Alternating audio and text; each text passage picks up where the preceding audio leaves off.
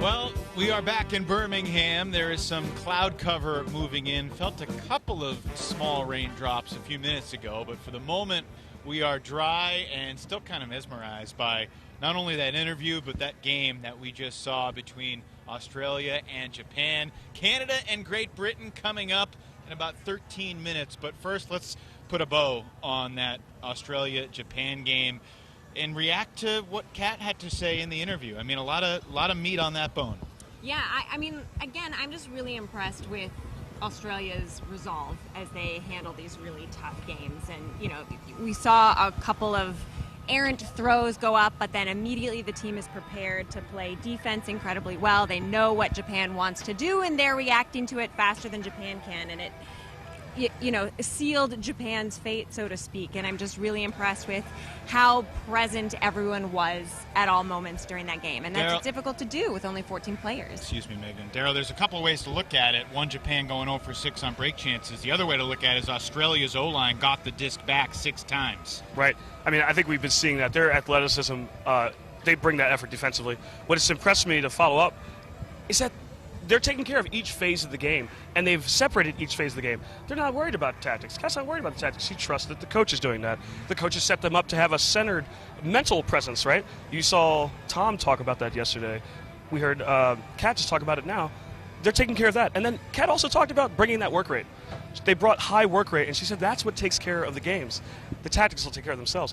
It's incredible to hear that they're just focusing all those phases so independently and yet so effortlessly. They're a very centered, focused, dialed-in team right now as they get ready to take on Colombia tomorrow. One of my lasting memories from that game is just every time the Aussie D-line would take the field, Tom Schulet, who had just engineered an O-point, would say, "Set the tone! Set the tone!" He would just bark it over and over again, and clearly they were able to do that. All right, let's transition to the game we've got coming up between Canada and Great Britain. And I think the biggest question is which Canada team are we going to see? Are we going to see the one that at Poultry Days beat USA?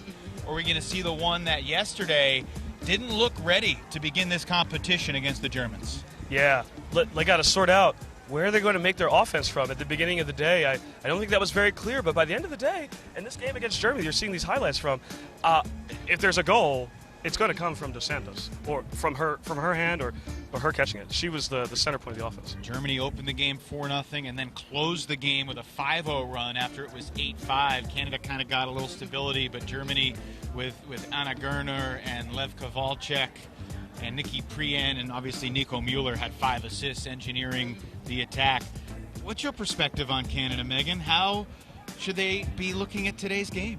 Well, it is a gut check moment Sure for is. Canada, for sure.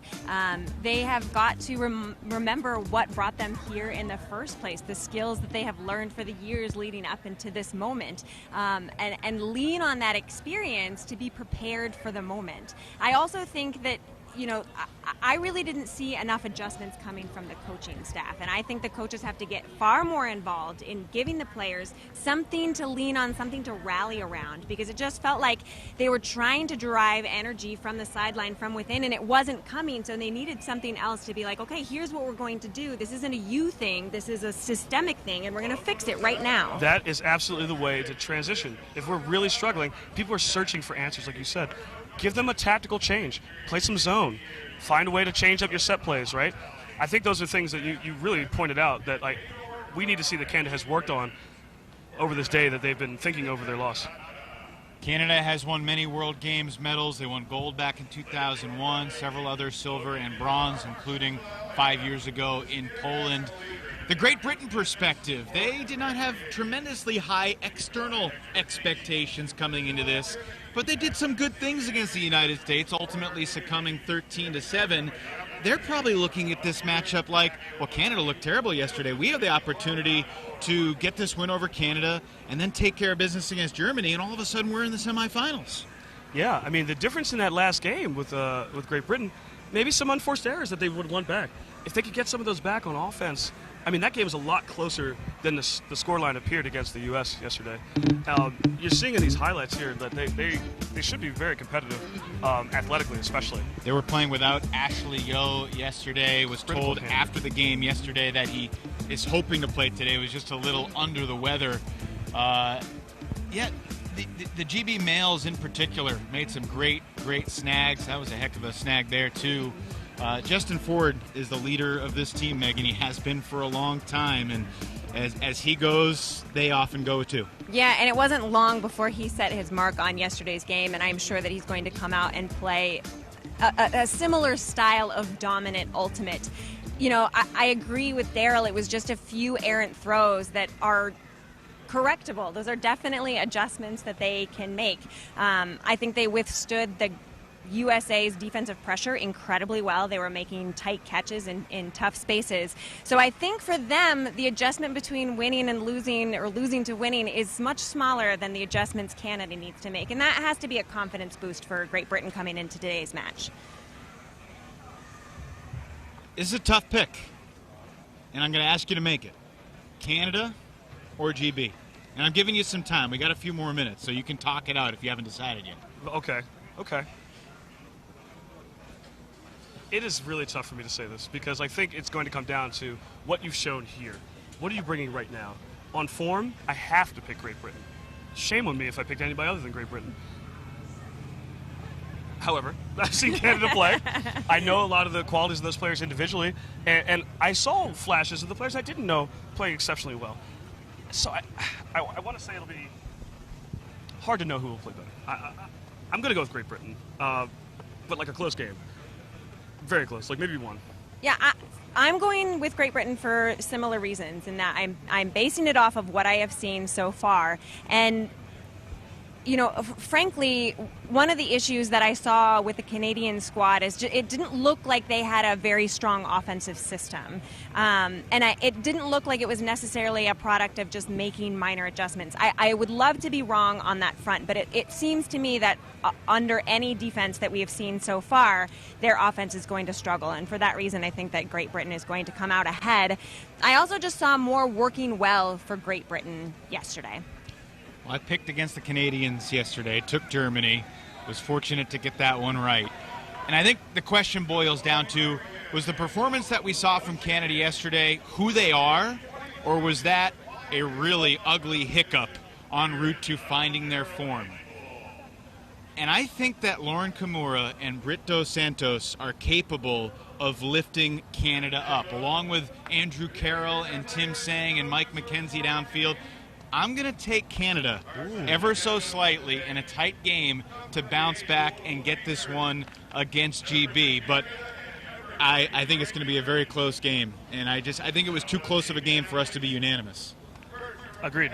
You're not being contrarian this time. You just feel it's that even, and I think I agree with you. Well, I also really believed in Germany before the game yesterday, and who knows, may believe in them enough to.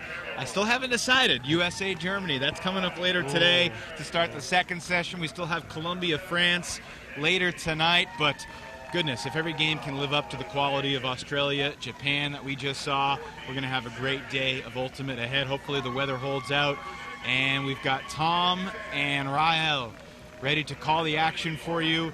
It is Canada and Great Britain, our second game of the day. Here as our coverage of the World Games continues. After the break, we'll send it to Tom and Rael to call the first half. We will see you at halftime.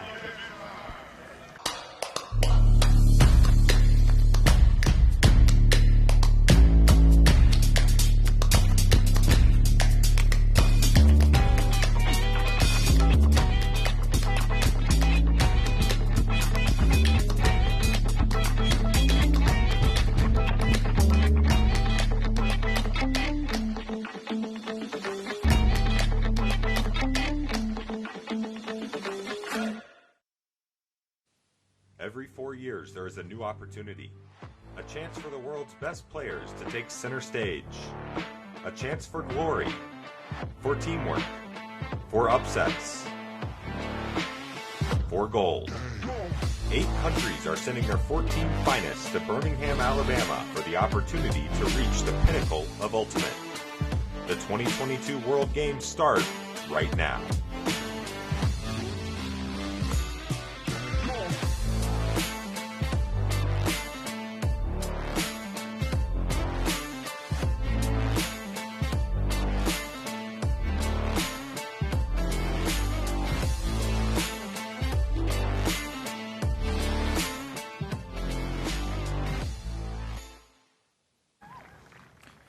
Oh, it's day 2 of the World Games, and Canada and Great Britain, after a tough day yesterday, have got a chance for some redemption. Tom Stiles alongside Rahel Toshnerova, and we've got a big game coming up right here. Just set the scene for us, Rahel.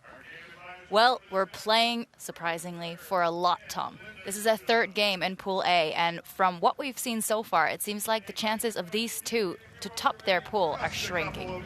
Canada lost to Germany in a big upset in the first game of this tournament. GB took on the US yesterday, losing 13-7. So really, this is a last chance for Canada to show off, recover, and hope for a bit of luck, or more precisely, for the Brits to do well against Germany, to have a shot at the semis. Still Justin Ford there, following down the 28 shirt on his back. Was expect to see a lot of him. And good to see Ashley Yeo back on the field, and Molly Wedge as well, both missing from yesterday's lineup. Here's the whole Great Britain side ready to go. Tom Abrams was very active yesterday, wearing a mask. Justin Ford of the 28 shirt. We expect to see a lot from Nick Williams in 46, and don't forget to look out for the big throws of Carla Link in the 17 shirt. Molly Wedge back on the field, and Ashley Yeo back on the field as well after skipping yesterday's game. Here's Canada, and a player to watch out for here with a stunning first game was Brittany Dos Santos, Raquel. There weren't too many great moments for Canada in that first game, but they seem like they're ready to bring it back. They know that they need to really push through this one. Here is their roster. We've already mentioned Brittany Dos Santos, of course, the experience of Catherine Hui, as well as Kevin Underhill, Tim Tang. Those are the players that Canada will rely on. Going to have to tidy up a lot of stuff before they get stuck in. Now, before we dive into today's action, I would like to offer an apology for any offence caused by our discussion of USA's alternate jerseys during their matchup against Great Britain yesterday. But Raquel, the Canadians, a really tough loss against Germany. They're going to be coming back out here, and the Great Britain did a lot right against the USA. It's ended up losing it. Let's have a look at the keys to this game. That is exactly what we were talking about, missing players, so glad to see Wedge back on the field. They had some great hucks, great Clapham connections. The men on the GB roster coming out strong, really, but can they do more? And for Canada, it's really about connecting. They were doing stuff right. They just weren't really connecting. Yeah, the first pull from Abrams goes up, and it's a deep one right in the corner. It's going to hit the line. Did it land in? Did it land out? Sang walks over. Underhill raises the hand, and he's going to bring it forward to the line. Distinctive long locks of Underhill trailing out behind him.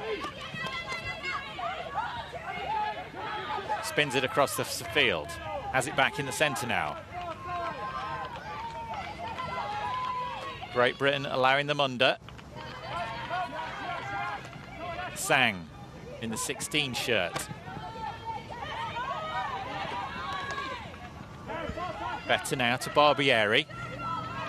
Late introduction into this Canada side. That was a low disc, collected off the floor neatly. Into the end zone, it's a fumble. It was coming in with some pepper on it from Catherine Menzies. Could not connect. Brittany Dos Santos. It's only the start of the game, Tom. It means nothing. Could be an opportunity for Great Britain. But they're going to have to, Canada going to have to gather their thoughts. And they do not want to start this game with anything other than perfection. And they're going to have to mentally just reset. Ash Yeo scuttling around trying to find space. Williams on the wing, and eventually he's the outlet, and a pick has been called. So great for GB to get that disc off of Canada, regardless of whether that was by defensive pressure or just some slight error on the last throw into the end zone. We've seen so many on the last pass. Now they seem a little bit stuck. Maybe that pick call is going to help them to sort of focus. Nope. It's going to be a turnover. Disc goes straight back to Canadian hands. Yeah, Dos Santos denying that upline pass from Great Britain. She's got such athleticism, such speed. Good switching from Great Britain. Underhill, centres to Sang. Sang around, low release. Great technique. Tyler Barbieri on the wing. Played as part of the Canadian men's under-24 side in Heidelberg 2019. Kimura. Back to Underhill. On the wing, it's Andrew Carroll. Underhill, Carroll continues the cut and receives the disc back from Underhill. Very close here, Canada. Pop to the break side. Cleverly done. Nicely done. Laura Kimura collects. Carroll with the score. Out of Toronto, still lives there. 32-year-old software engineer. Has played for GOAT, local 613 Kingston, as well as Union. With a nice cross-gender hop into the end zone. Canada with not a clean, but a hold nonetheless. Yeah, Dos Santos collecting the disc back with that block after it was just a fumble. It was a sort of coming in hot and it was behind us. So it was a tricky grab in the end zone. Sometimes those snags come off and sometimes they go to ground. But the sprint up the line from Dos Santos collecting the disc back. So now it will be the Brits who start on offense. And let's see if Canada can stop those hucks by the UK men. See Ellie Taylor there with the headband. And Rachel Naden, either side of Justin Ford. Spelled with double O in case you were wondering. Carla Link down the line. The shout of Molly's there, and they'll be pleased to have her back. Excellent speed around the field. Molly Wedge offers this GB side. Ford still looking for a second cut. Lakes available on the reset. Breaks into the space to find Link. Naden's cut is not free enough from Link's perspective. Another low release, a round break from Lakes. But Great Britain not making any forward progress here. Just resetting the handlers of Ford, Lakes and Link. Now onto the far side where Ollie Gordon waits. Lakes busting up the line. Ford has to go with one hand. Lakes is free. Ford jumps up quickly. Being marked by Mackenzie. Link goes up the line. Reset round to Gordon. Big hard cut up the field from Lakes. The sessions in the gym paying off. A big bid from Canada. Link spreads the play. Naden's going to have to keep her feet inside. It's just drifted out. Needed to be a more athletic, maybe a greatest opportunity there from Naden, but Link will be disappointed with that shot up the line. That's a solid pass for her. Good look, very good look by Link. She's done these passes, squeezing them down the line so many times, but this one just doesn't curve quite back in. Yeah, we see Naden trying to check her feet, but I don't think there was too much of a chance for her, and a first break opportunity for Canada in this game. Dawson. Centres to Lewis. Far side of the field. Low hands from Lakes, preventing that upline pass. Cut to Dawson again. Spreading the field really quite wide open here, Canada. It's a deep shot, and it's a high grab. Great work from Jacobson in the end zone. Takes the grab above Taylor. And Canadians going crazy in the stands. Great to see the support still there. And Jacobson just got so big in the end zone. So that's a break for Canada, Tom. Yeah, look, GB looking a little bit nervy. The Canadian defense was stifling their options. Couldn't really get themselves out of that bottom corner of the field for sort of several of the first 6 or 7 passes. When they eventually did make progress up the line, it was an execution error on the deep throw. Here's the excellent save by Dawson one more time on the camera. And the follow-up deep shot. What an athletic grab by Jacobson. These two teams playing quite a similar style of ultimate. Lots of spreading the play downfield, not the style that we saw from Colombia or the Japanese teams earlier in the tournament. But it's quite a similar style of ultimate for both these teams. Alicia Mason, 4 women on the field for this point, so a woman is pulling. And women handling with Link and Kwan kicking us off. Abrams in the middle, gets it across to Yo. Gets it back to Abrams again. Yo. Cut going. Link's evadable. She's got the throw ready. Sends it around to Abrams, available on that reset, and a good continuation over to the far side. Kwok awaits.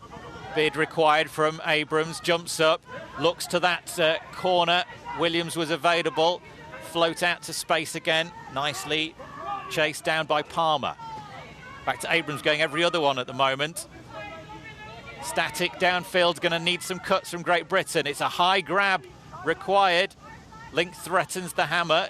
She doesn't just threaten that, sometimes she throws it as well, but it's patience that pays off in the end. Ashley Yo connecting, but the whole team involved. They showed great tenacity there, and Great Britain are on the scoreboard. Ashley Yo, the 31-year-old out of Brighton, currently lives in Georgetown.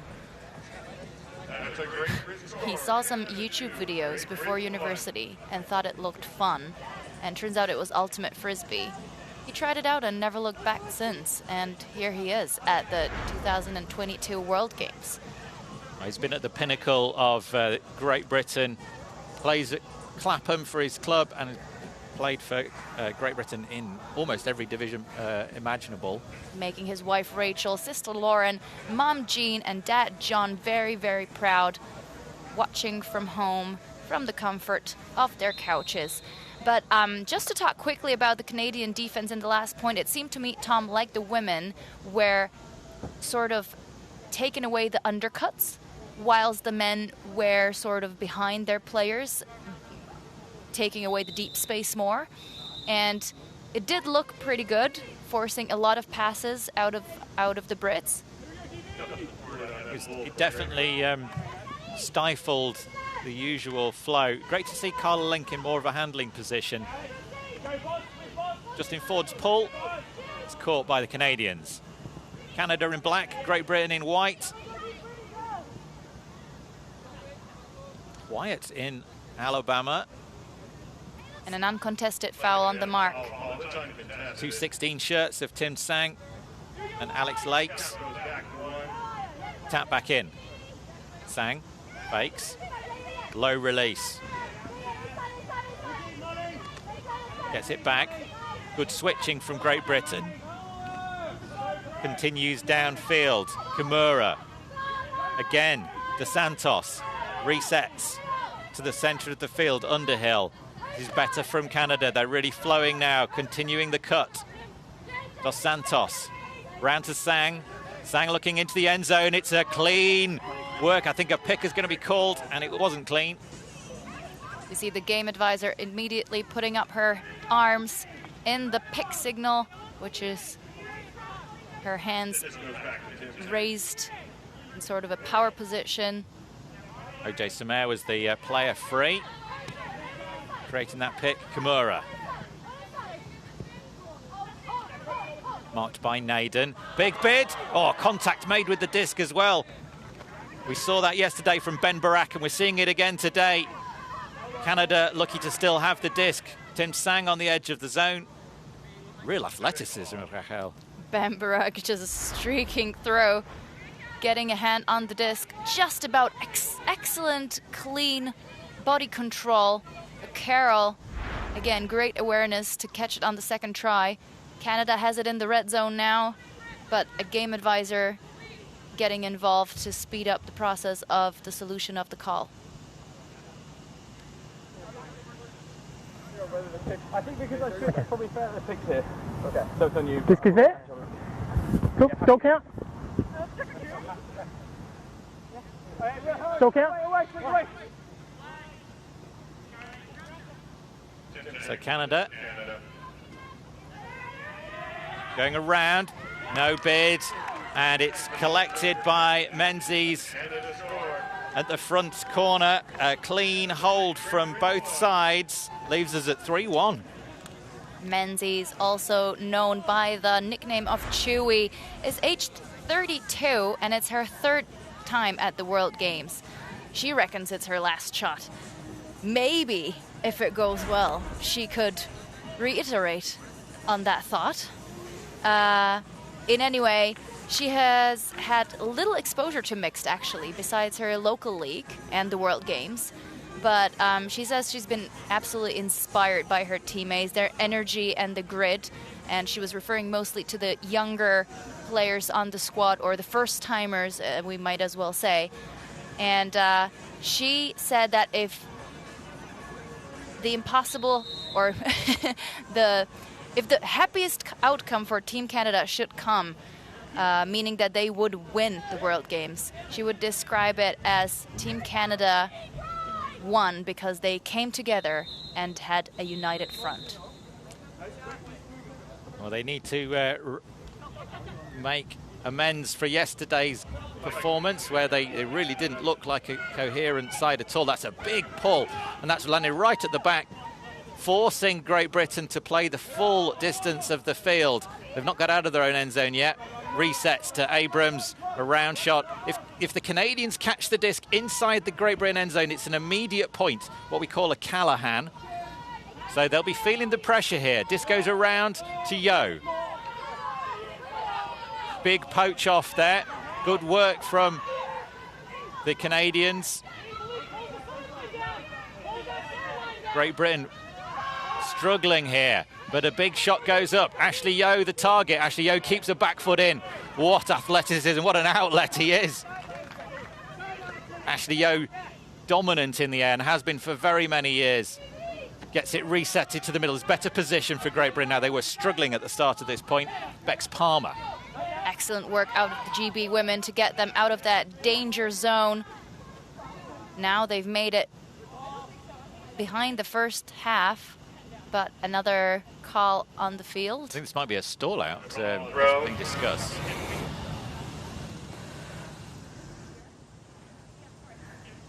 It was a little bit quick. Okay.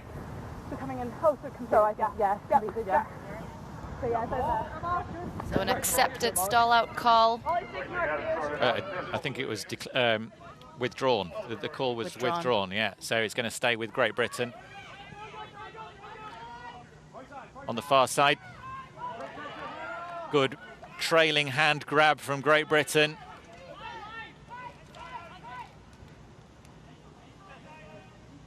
And another stoppage. Fiona Kwan. Breathing heavily. Trying to find a way around Dawson's big force, and Dawson gets fingertips to it as well. Abrams jams it down the line and caught in stride by Nick Williams. 3-2 to Canada. They are up by a break. Let's have a look at this Ashley Yeo grab. Really needed to get out of that end zone. Magic from Yeo. Highest point, he had to grab it, and then to have the awareness to trail that foot so the first point of contact was still in bounds. Brilliant work from the 20 shirt. He would have been gutted to miss yesterday's game against the USA, but great to have him back. That's what he has trained for, Tom. And Nick Williams with the score for Britain. He's been pretty big in the previous game for the UK. Only 30 years of age, out of Manchester.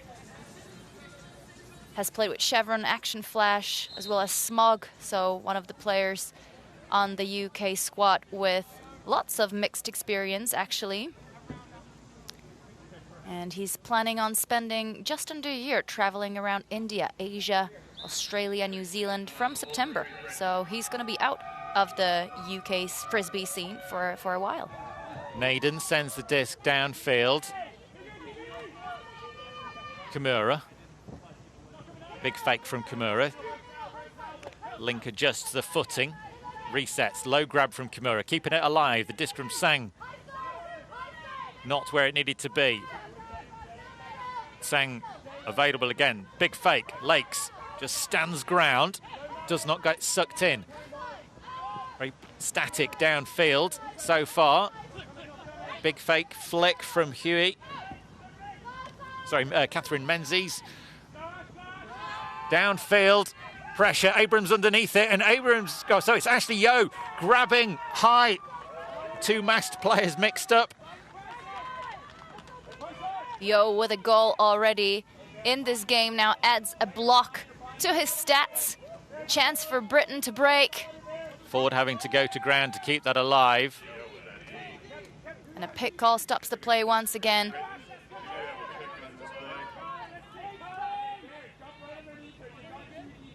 Underhill. Taps in. Good switching downfield from Canada. Yeah, great switching from the two handler marks there.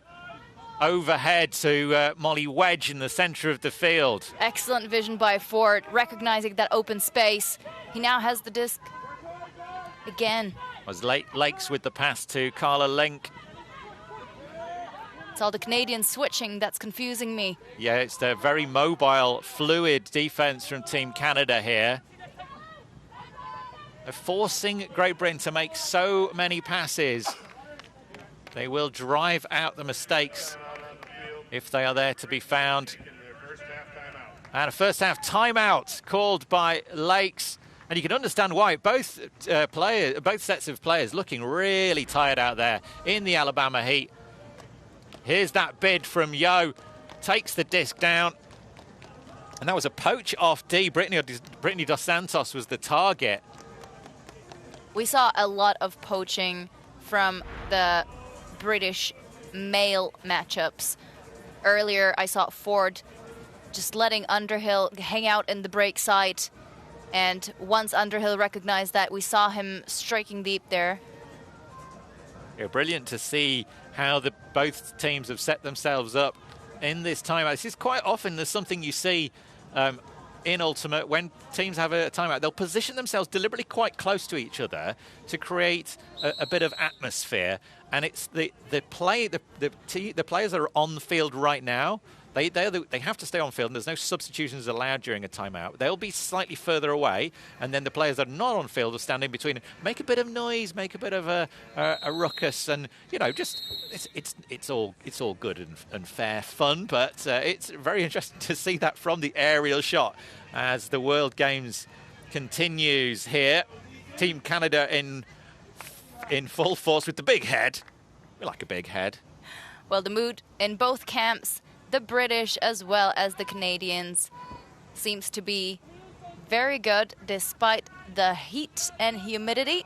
More on that later. Disc gets tapped back into play. Oh, the snag from Dos Santos. She's electrifying this game right now for Canada. Gets it back. Big bid comes in from Ford. Dos Santos. Oh, two huge bids, but they cannot stop the path. Dos Santos with the double happiness. Gets the block. Gets the score. Great Britain are throwing everything at it, but the Canadians are riding the luck right now. Loving the energy from both teams. Dos Santos, she's been huge in the last game for Canada. She's not there ready to give up just yet. And look at that again. She snags it out of the air, continues straight into the end zone, looks for the continuation, and it comes from Underhill. Two British players throwing their bodies on the line. Excellent defensive effort. Just even if they knew that they couldn't reach the disc, just trying to go for the scare D or ghost D, whatever you like to call it. But nope, Dos Santos, Brittany Dos Santos with Dos double happiness. I think you got there in the end. Now, this is a question I think all teams are going to have to answer when they get to playing against Canada, is how do you contain Brittany Dos Santos? Rachel Naden, given the task there, know that she is in incredible shape, has been working really hard on her fitness, on her speed. But Dos Santos looked like she had the run of the field during that point, getting the block and then just running away from her on offense. Sam Weil in the blue shirt there, the coach alongside Lucy Barnes, the coaching side. Two very experienced mixed coaches, mixed players. And Dos Santos, only 22 years of age. Funnily enough, she says about her that she is a handler, but she tends to cut occasionally. Well, she's, I think in the World Games you see all players have to play all roles. We're at 4-2, so it's a heat timeout, and we get a chance to look at the stats on the screen here. It's those breaks. It's just one break in it at the moment, and Great Britain are going to be having to have a good hard think about their opportunities that they've gone missing. They've had 2 break chances, they've not converted either of them. Canada have had 1 break chance, and they stuffed it in. So that's the difference. So far, a very, very tight game, Tom. I really hope it can be like that until the end. The players now using the heat timeout also as a tactical reminder of what's next to come, whilst Canada just use it in the shade of the tent to keep their spirits up. We haven't seen I don't think we've seen as many regular timeouts in the games where we've had the heat timeouts. I think all the players are using the opportunity to obviously cool off and get some water on board. Heat exhaustion in these temperatures, in these levels of humidity is a really big risk. And 31 degrees Celsius and 88 degrees Fahrenheit. I am pretty sure that these players just want to get it over with. We see the temperature there. Not as hot as it was yesterday. Again, very, very still. You can see on your screens that it is a little bit cloudier than the previous game.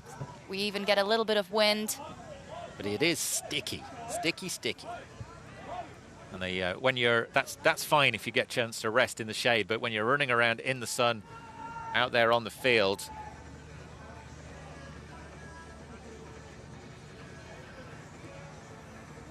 and it seems like the teams will be returning slowly to the field. And at half-time, we are expecting some interesting weather conditions today in Birmingham. And we just want to make sure we lay out all the options for you. Our technical director on the ground, Brian Giesel, will be explaining the options during the half-time break. So we'll get that back to you in the second half. And just confirm those arrangements. We are keeping an eye on the storm clouds moving. You can see some big weather on the horizon there from our drone shot as we hover high above the John Carroll Sports Stadium field. Mason with the pull. Deep shot downfield. Is it going to come in? Yes, it is. Williams grabs. And Great Britain with a very, very quick, clean offensive hold. That's exactly what they'll want. They get the D effort back out there and see if they can put some pressure on this Canadian line. Excellent stuff out of Williams. He's had an assist already. He adds a goal to his stats. From the drone perspective, it looked like a ripper. Lots of pressure on the catch as well from the Canadians. I think it's Barbieri. I'm going to wait until I see another angle. Caveat that's quite heavily. I think it was Ty Barbieri avoiding the contact with Williams as he came in for that bid. 2 goals. 2 goals for Williams. I almost robbed him off one. Of course, unintentionally. In any case, Great Britain sticking close. It was just the one break in it. I mean, both teams have had moments of success. Both teams have looked like they've been able to frustrate the other on defence, and they've looked like they've had some clean offence. I think it might come down to single moments and single players. If Great Britain can find a way of containing Dos Santos, and let's see who's marking up against her in this particular case. It's got Molly Wedge. Now, that isn't a surprise. Molly's a very tall, very athletic player. But right now, it's with Tim Sang. Getting out to that far side. Oge Samer. Sang with it again. Gets it down to Carroll. Just the men involved for Canada at the moment. Finds a way through to middle to Menzies. Menzies looking for any sort of reset. Alex Lakes just face marking Tim Sang. There's a straight up mark from Great Britain. Really trying to prevent that deep game, and it's a bit of a hand. Touches the disc, and Sang has to go to ground. Lakes overcuts. Dos Santos sends it. There's going to be plenty of hang on this. Who's going to be underneath it? OJ Samer rises. Oh, so it's not OJ Samer. It's Hunt Underhill who rises above Abrams and brings it down. We see Team Canada almost switching roles on the field. Usually it's Menzies that is on the receiving end, and Underhill really moving loads around the disc. But this time they switch roles, and luckily for them, it works out perfectly for Team Canada. This is exactly, I think it was Dos Santos with the supply. Sang resets that undercut from Dos Santos, and then she's got the throws. Such a threat. They can't let her go deep because she's deadly there, but if they mark out the deep and she comes under, then she's got the throws to exploit any spaces left behind. It's 1 goal and 1 assist for Brittany Dos Santos, but that seems, she's a big factor in this game. We can't ignore that. It's 5-3 to Canada. Both of these teams losing their first game. They need to win this to stay alive in Pool A. The other two teams in the pool, USA and Germany. USA beat Great Britain. Germany made very, very light work of Canada in a real surprise start to the tournament. So the Canadians connecting slightly better, but honestly, I'm still expecting a bit more. So far, this looks to me like both teams are just trying it out there. We see some deep pulls, some side stacks, a little bit of a horizontal setup with isolation, from Canada. But here are the British. 3 handlers in the back. Williams to Ford.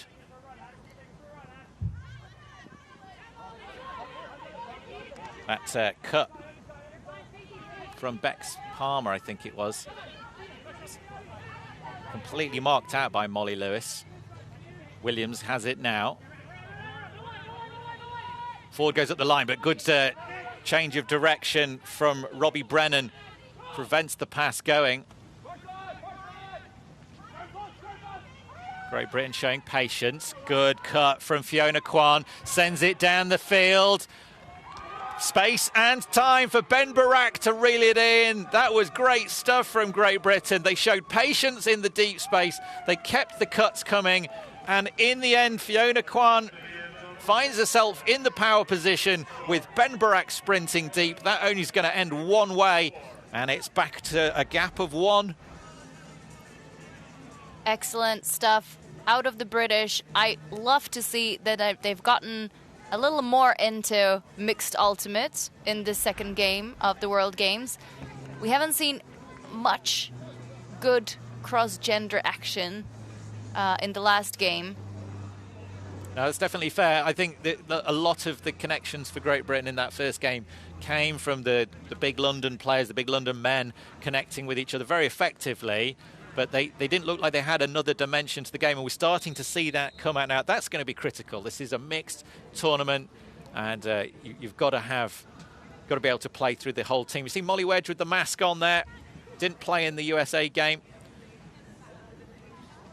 And I would attribute the change a little bit to the GB women, because from what I saw, sometimes it can happen in mixed that when you just notice the men not seeing you at the field, not being to play with you, not wanting to, I would just really say you feel a little invisible, and they have really put themselves into positions where the men just do have to play with them, and they have put up the shots for them. Sang for Canada.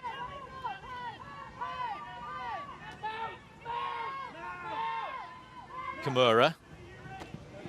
Expansive pass to Menzies. Oh, the fingertips were there, but the rest of the catch was not. Jacobson fumbles it into the turf. Great Britain with a chance to break back. No cuts coming. Now Ollie Gordon sprints free. Molly Wedge in the centre of the field. Lakes back to Wedge, to Gordon. Naden cutting in the end zone, but it wasn't convincing enough. Lakes showing that quick turn of pace. Wedge is going to have to go up. She bids one time, and she keeps her feet in. It's going to be... Oh, and it's not even a question. It was out of bounds. Missed time jump, Raquel? Honestly, I don't know what happened, but it makes me sad to see that because that was a great chance for Britain. They were so close in the red zone, but it seems like there was a call earlier. Let's have a look at this again. Gordon spreading the play to Lakes, who seems to have a magical ability to get free. Touch. So there was a foul call from Williams, which has been retracted. No doubt that Wedge was out of bounds when she landed after that layout grab. But the first grab was the problem there. Needed to come down with it cleanly. Kimura for Canada. Oh, nice under the arm disc. Sang waiting for it to come in. Lakes just bats it away. An uncontested strip call. Apology from Alex Lakes. Loving the Lakes-Sang matchup. 16 shirts battling it out there. Big Mark trapping Sang on the sideline. Again, Dos Santos just running free of Naden. Need to find a way of containing the Dos Santos turn of pace.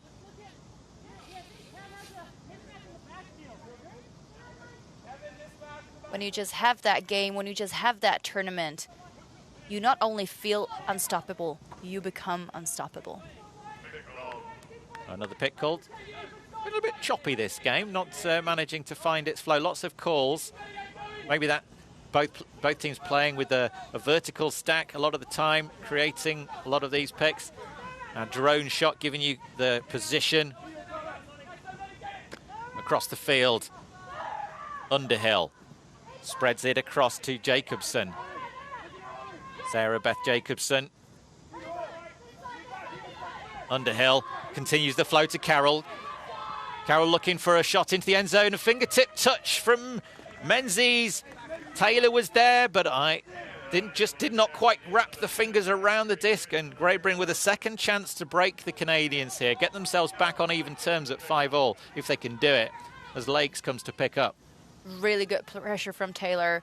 So great to see her not give up, even though the disc was nowhere where she could have gotten a hand on it. But I think as we see another turnover. Yeah, it was Taylor again cutting into that space. The disc from Lakes was a little behind her. Could not reach back and grab it. Dos Santos floats it out to the far side. Link comes to guard Kimura. Kimura now for Canada. Looks for a way in. Jacks it hard into the centre of the pack. And who's there to collect it again? Brittany Dos Santos with her second goal of the game. Is there a call? There's a call on the play, Raquel. Is this another pick? Very difficult to say. Hopefully we will see a hand signal or hear the game advisor talking. Retracted? Let's go. Yeah, it's a goal. Call retracted from Great Britain. Self-officiating working well. So Great Britain giving up 2 break chances in the same point. They can't keep doing this if they want to stay in the game. I think this was... we saw the smile before that throw. But I think out of Canada, I'm still expecting a bit more. Surely there was a clear isolation on Dos Santos, and she executed her cut perfectly. But we saw her male teammate sort of making a move into that space, almost bringing his defender into the exact space where Dos Santos was cutting. So Canada can consider themselves a bit lucky on that one. In any case, I also really enjoy, I am still enjoying throughout this game, the, is it Gordon and Underhill matchup? That is a hot match, isn't it? It is really fun to see them just standing around for a while and then just turn on the jets and get going and then just relax for a bit again, look for the opportunities, spaces and poaching. Ollie Gordon's one of those players that seems to have got 2 modes, which is either kind of completely chilled or maximum speed, and there's very little in between. I would almost compare it to Kat Phillips that we saw for Team Australia earlier. Going to have to be a cut around, big pressure building, big bid coming. Again, Kwon is the option on the sideline. There's going to be a lot of pressure underneath this. Has Ashley Yeo managed to pull that down? There's a conversation going to be happening here. Brennan and Yeo calmly discussing. She was trusting him with her life there. It was a huge putt. Way too much float on this disc for it to be a comfortable take for Yeo. Gathering storm of players underneath. Well, Yeo did have the height advantage there. She recognized it well. We'll see it one more time. But then again, Robbie Brennan, he has worked so hard throughout his career. And look at that vertical. Without a swipe, we would have both caught it. Both caught it together? Yeah. So it's been more than 45 seconds. True. Yeah. True. Okay. I just don't feel like it was clean enough. Okay. I didn't feel like that was caught when I... All right, we're at time, so shall we treat this as a contest? Yeah. All right, we're sending it back. So the two Where players you were discussing it. On the throw. And Great Britain stay with the disc. Let's have one more look at that grab. The pressure from Canada's defense was huge there. Fiona Kwon lucky to have the disc in her hands after that big Canadian bid. Here's the grab. Very difficult to see. I think both players with a legitimate claim on the disc, but it's couldn't be resolved, so it's gone back. Abrams cuts up the line for wedge. Continues the cut. A contact made with the back of Ashley Yeo's foot, but he maintains composure and reels it in. And after a bit of a stoppage, Great Britain eventually make a clean hold. Good pressure by Brennan. We see him there on the screen with number 0, the Irish, I shouldn't say pickup on Team Canada, but in any case, he is out of Bray, Ireland, a data scientist, 31 years old. He's travelled around it, played a bit in Korea as well, but has been in Canada playing with Furious George since 2019.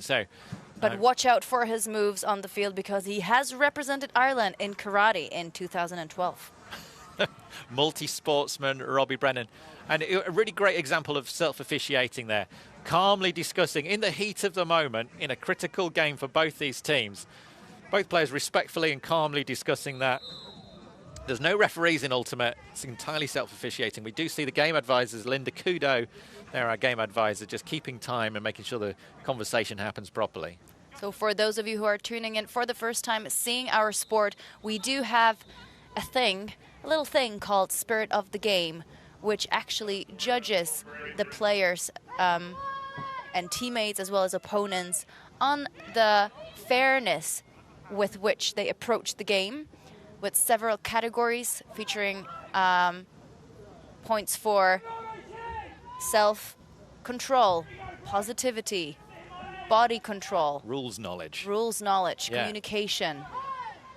Underhill for Canada. But yeah, it's a great example of self-officiating working well there. Jacobson centres. Carroll. Sorry, that's Sang on the disc.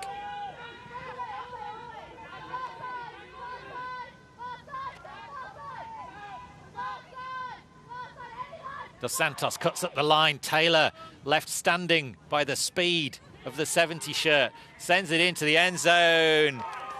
Laura Kimura sweeps it up again, but it's Great Britain's inability to contain Brittany Dos Santos, which is working out really badly against them. That's her second assist. She's had 2 points as well, and they take the half. It's 7-5 Canada.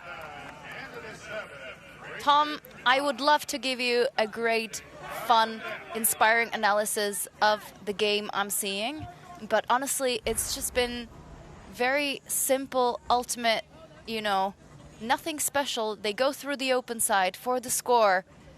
If you cannot contain the open side, it's hard. It's really hard, yeah. So there we are. It's half time. As the teams take a break, we will do 2. Back with more. It's Canada 7, Great Britain 5.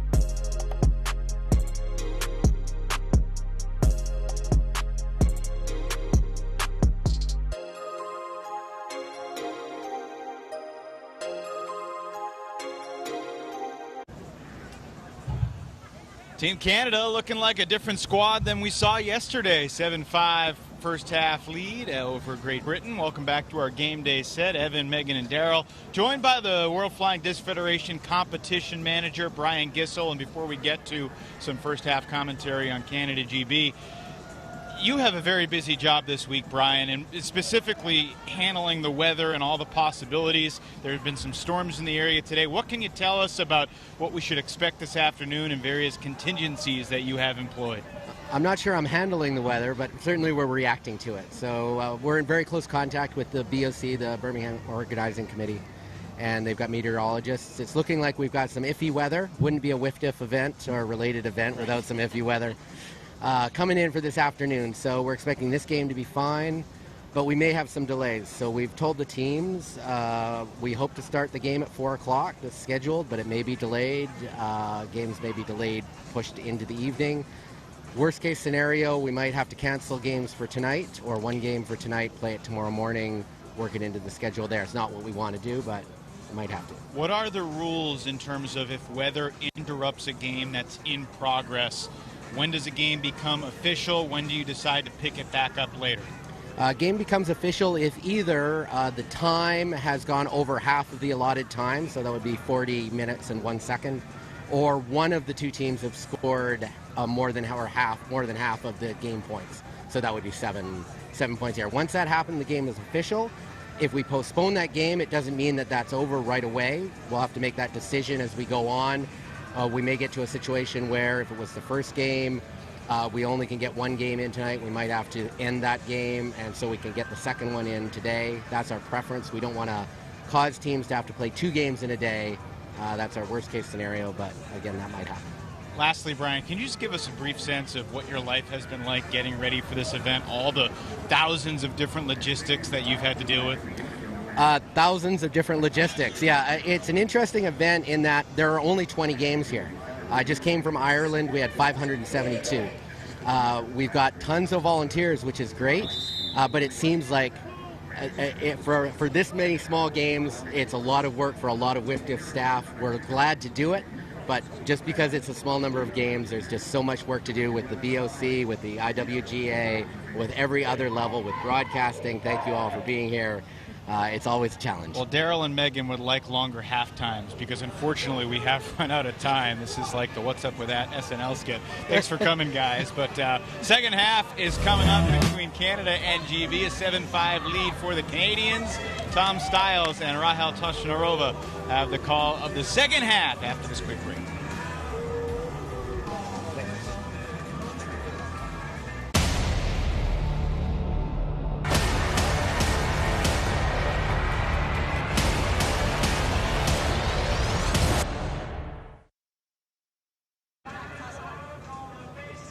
Canada up in the first half, 7-5. Can Great Britain find their way back? Great Britain are going to start this second half receiving the disc from Mackenzie, who has it in his hand there. Big head, and the Canadian fans are still enjoying the sunshine, but for how much longer? Weather lurks, interruptions are possible. The flying discs are regularly interrupted by the wind and the rain because, you know, it's a sport where something's flying through the air. Tournament directors very much used to the situation, having contingency plans in place. We could maybe remind the viewers that the preference is always to shorten the games rather than to force teams to play 2 games a day.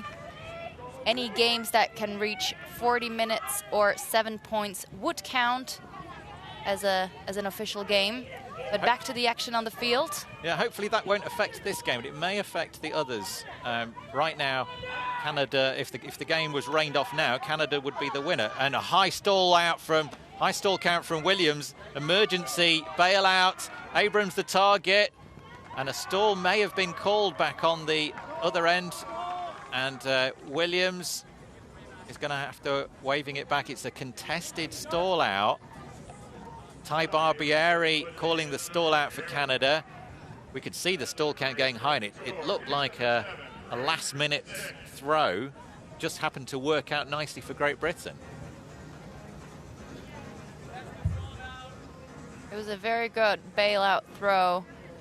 and an excellent continuation into the end zone. But it is a contested call, meaning the disc returns to where the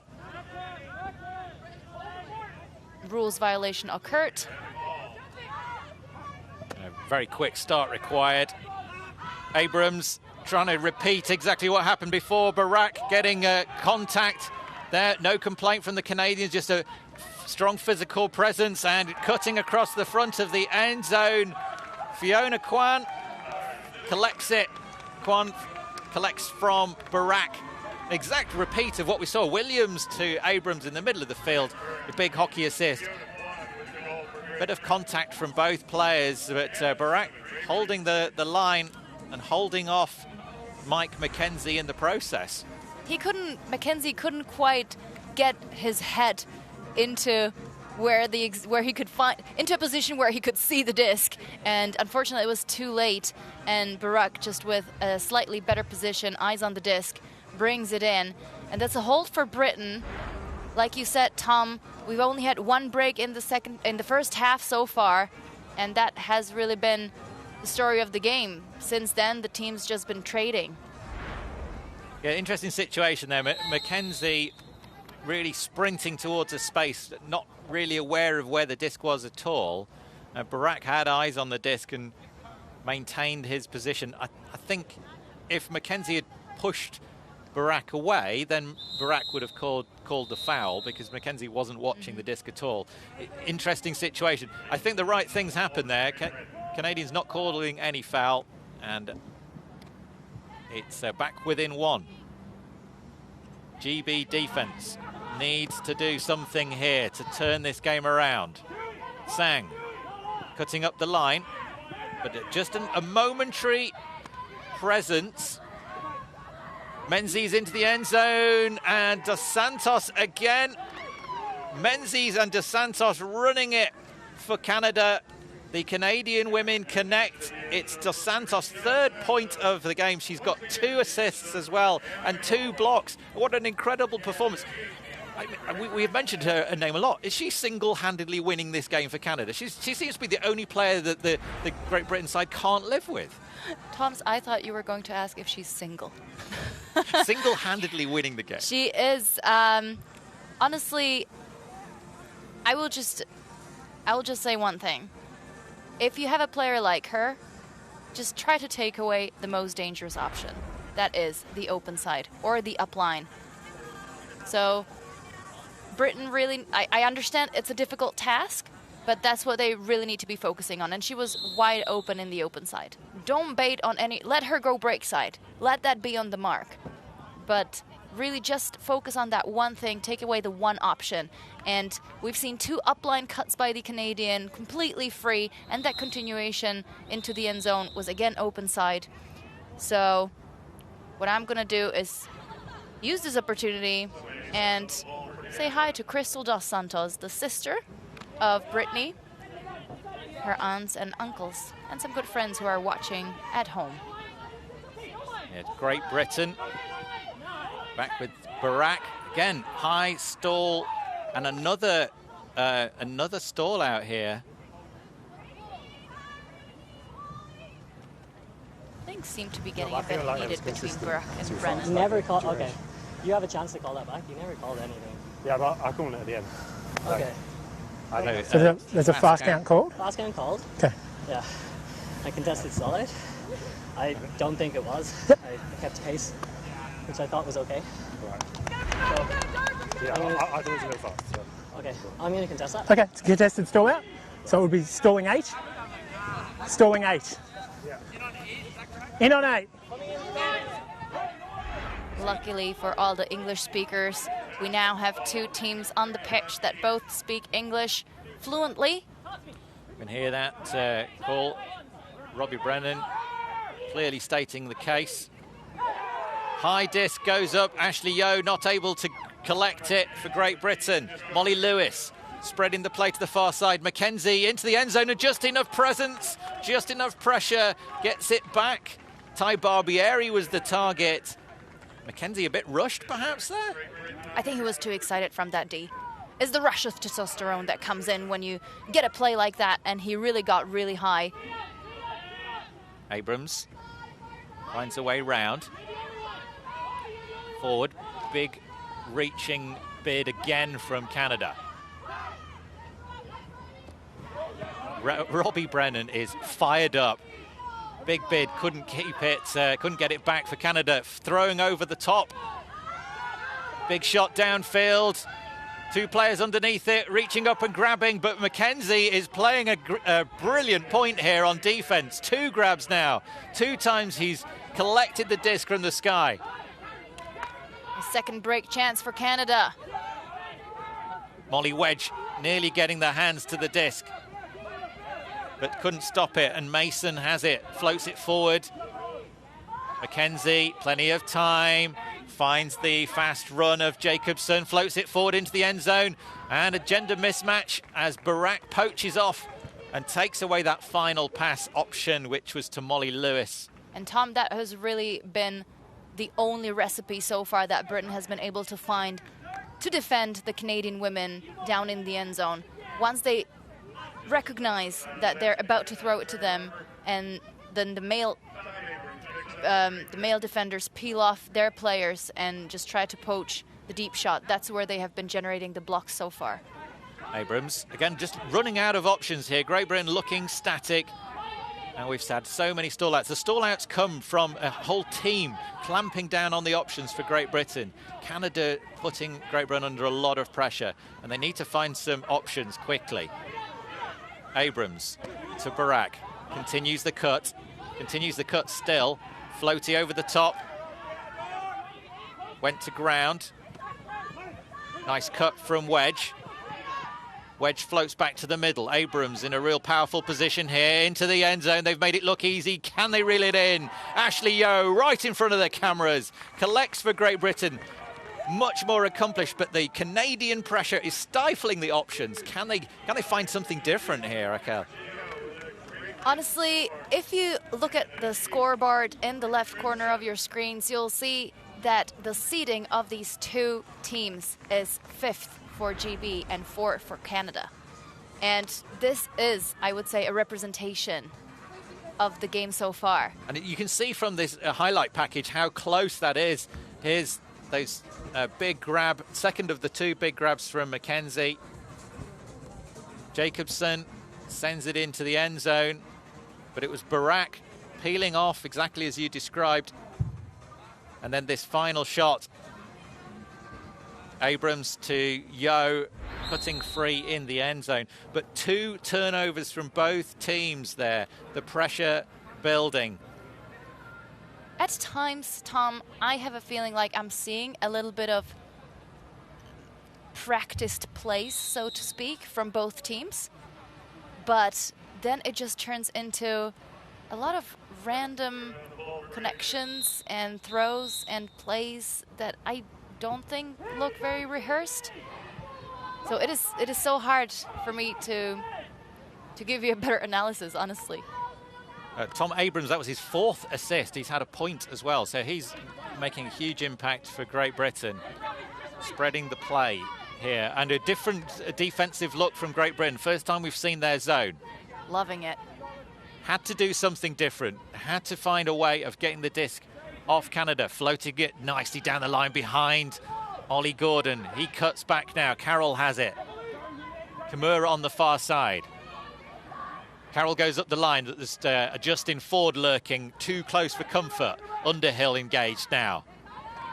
On the brick mark, Dos Santos darts away, and Great Britain have gone back to one-on-one. Naden trying to keep up with Dos Santos. Floating it back round, Oge Samer. Not quite in the end zone. Kimura looking for options. Darts one through. A low release to Sim Sang. They complete it. And they looked quite good in the zone, but as soon as the Canadians managed to get through, it dissolved really fast back into what we've seen so far. I think the British recovered pretty well, because for a while it looked like Canada, once they broke through the zone, they were just going to continue with some give-and-go action.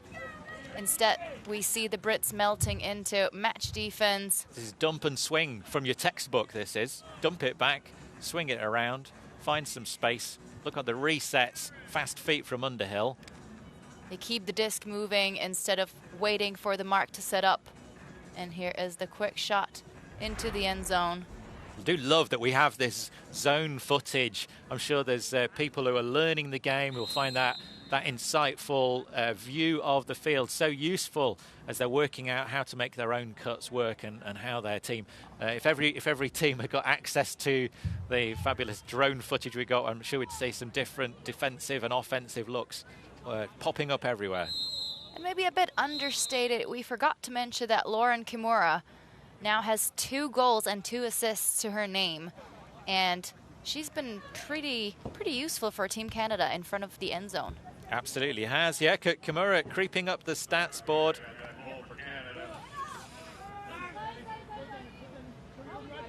Abrams. And Canada now throwing a zone. Brennan marking. Ashley Yeo floats over the top. He's very happy to do a give-go, and that's what he's doing, trying to go every other pass. Fiona Kwan. And Canada, just like Great Britain, have now dissolved to the one-on-one once they get up to halfway mark. These two teams play such similar styles of ultimate. It's turning into a bit of a battle of attrition. Just that one break in it so far. The second point of the game, Canada got it to 2-0, and that has been the margin throughout, despite a lot of turnovers. Yeo for Great Britain. Kwan available for the reset. Yeo again. Nothing on this open side. The Canadian defense taking away the options. And a flick with the wrong edge on it. Frustration from Yeo. You saw the body language. I think that was a good throw for one of his Clapham buddies. Yeah, it might have been a throw that worked in different situations, but it didn't work here. Canada with a lot of space on the field now. Oh, and that's a throw into space, but Ashley Yeo picks it up. Takes it away. Resets after the travel. Kwan snagged in the air by Bex Palmer. Bex Palmer goes to the hammer, reaching across, but Ty Barbieri brings it down for Canada in front of Nick Williams. That was wishful thinking with that hammer.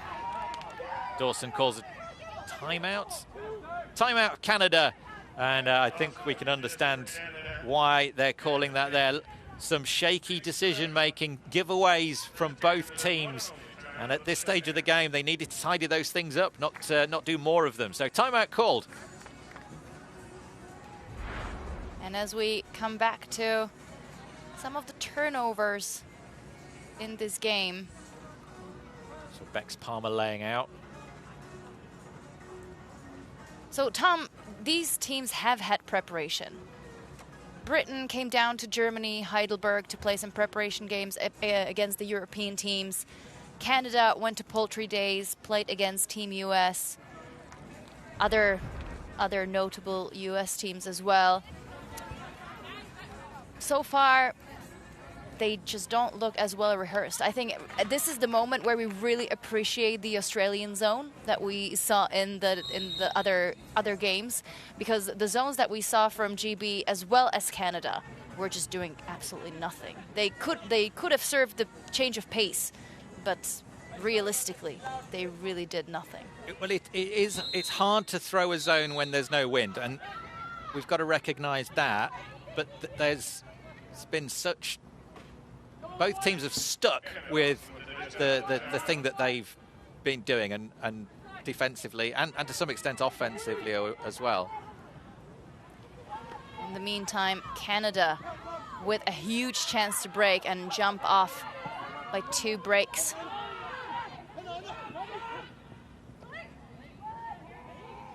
Back through the hands. Big shot downfield. Read well. Not a good option at all by Canada. And having just come out of a timeout, now there's a big separation. Can Kwan find the disc to reach? I think it's Ben Barak had sprinted deep. Bex Palmer on the near side. So much space on this field, but the cuts that come, They're one at a time, and they've got such distances to cover.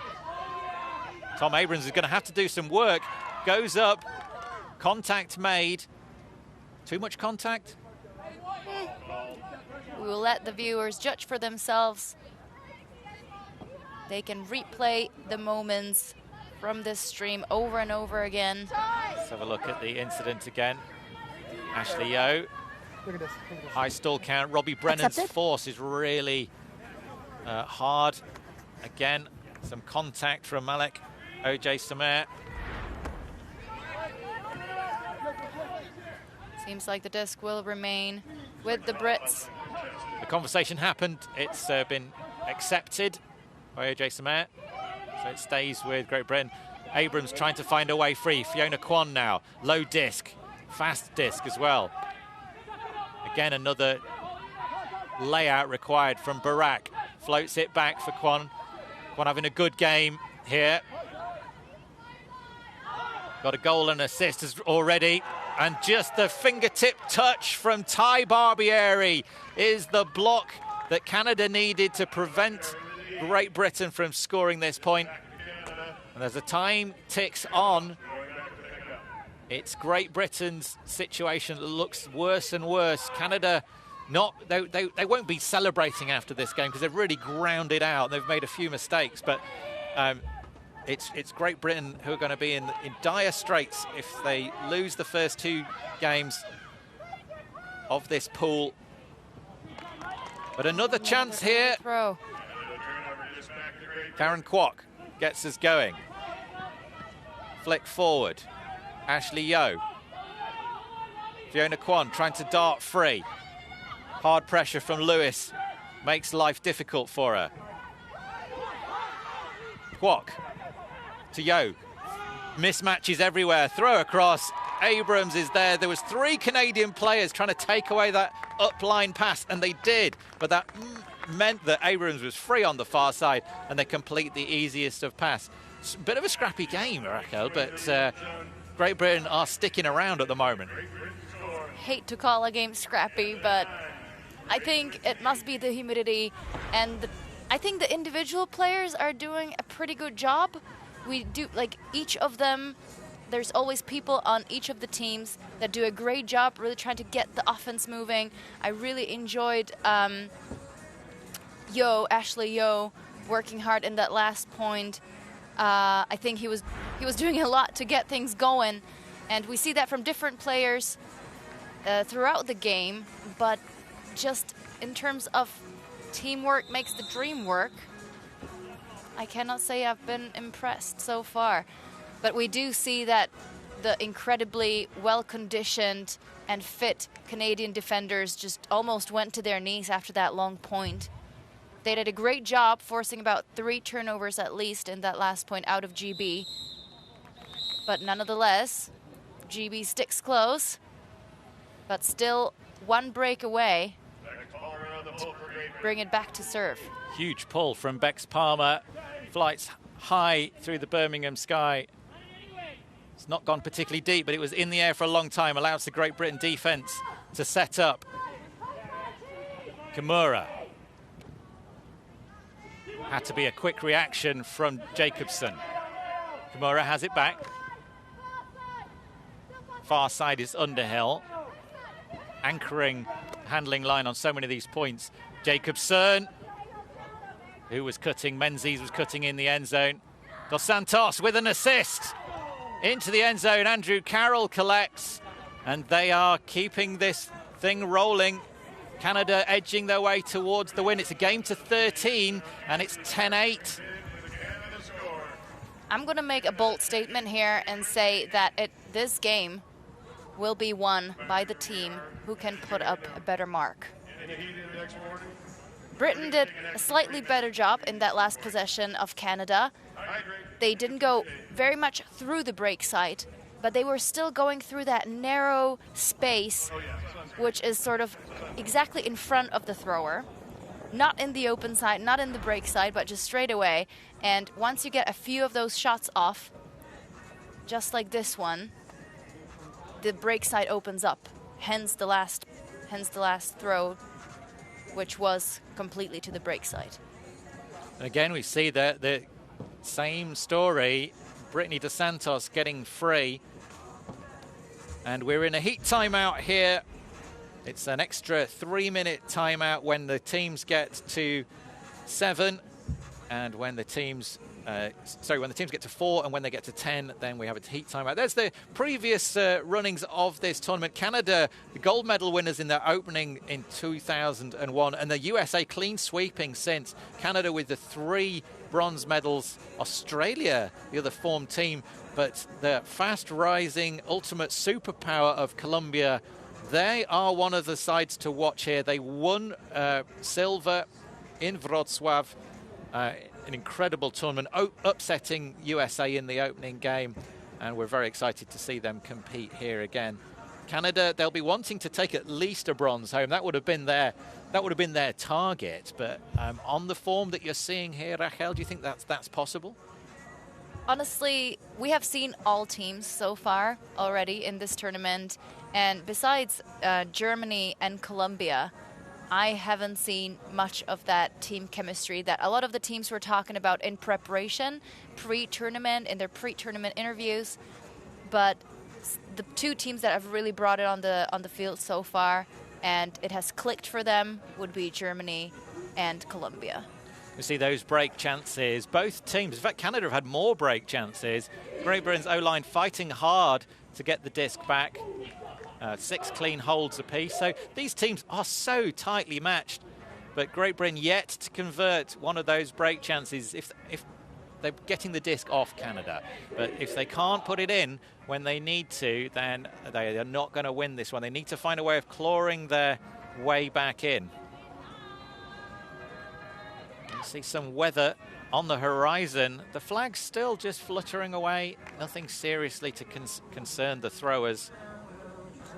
It has been stifling hot, very sweaty.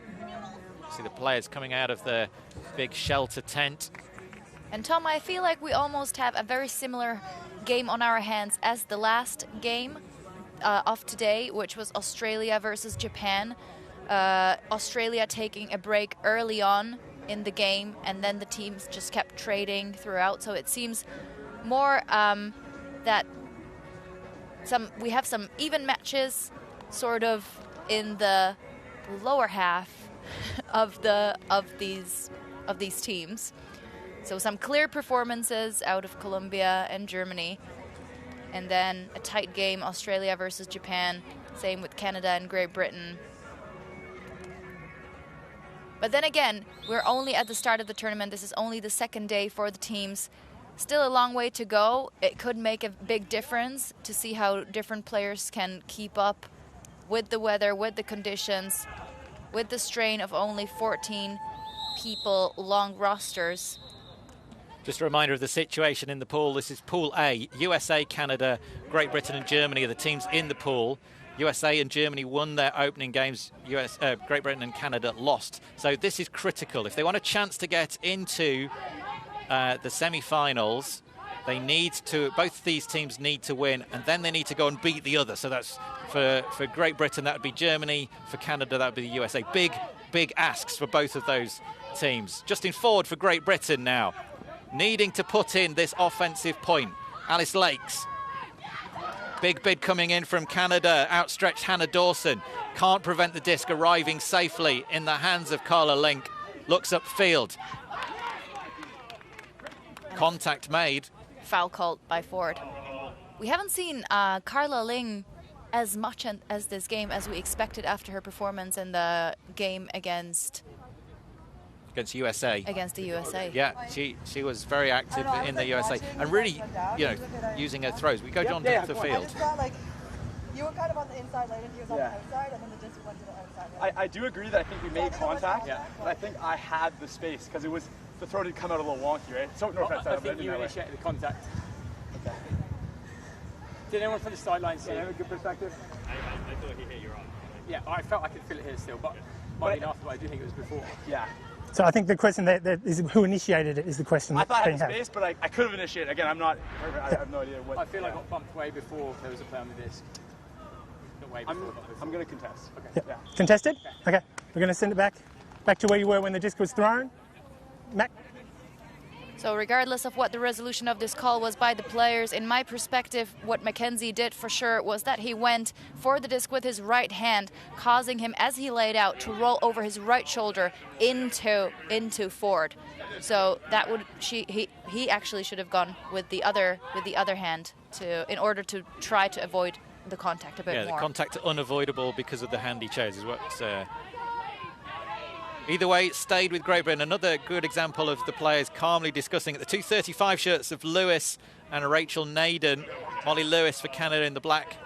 Rachel Naden, the white and blue. Resets back to Lakes and gets the disc in return. Molly Wedge running hard, but unable to get free. Ellie Taylor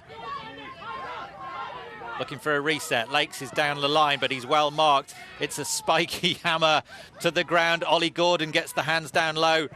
Big bid. Contact between Mackenzie and Ford. Two of them are expecting a good battle. They're probably really enjoying a good battle out there as well. Foul call from Ford, accepted by Mackenzie. No options. They're all being marked out. Ollie Gordon's going to have to go deep. It's floated across. Oh, how did he find the space for that disc?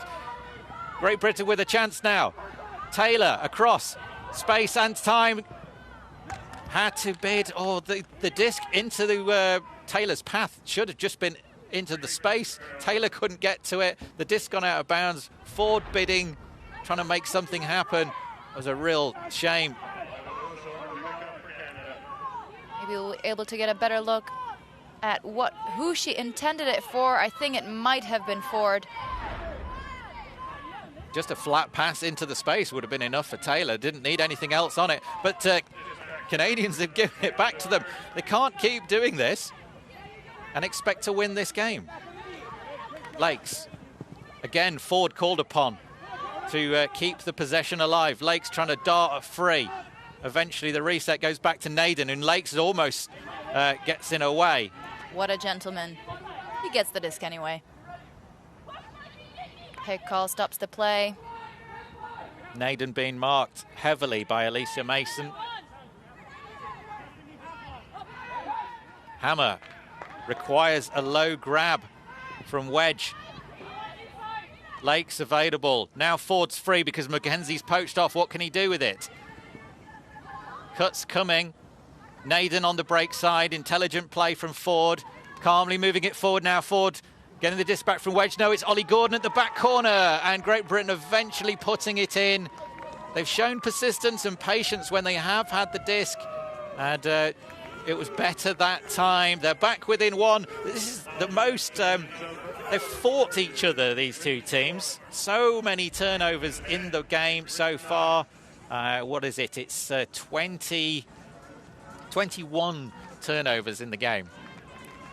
Like I said, it seems like both teams are struggling to find the set options, and they sort of have to, they're being put on the spot to pick the cuts, pick the throws.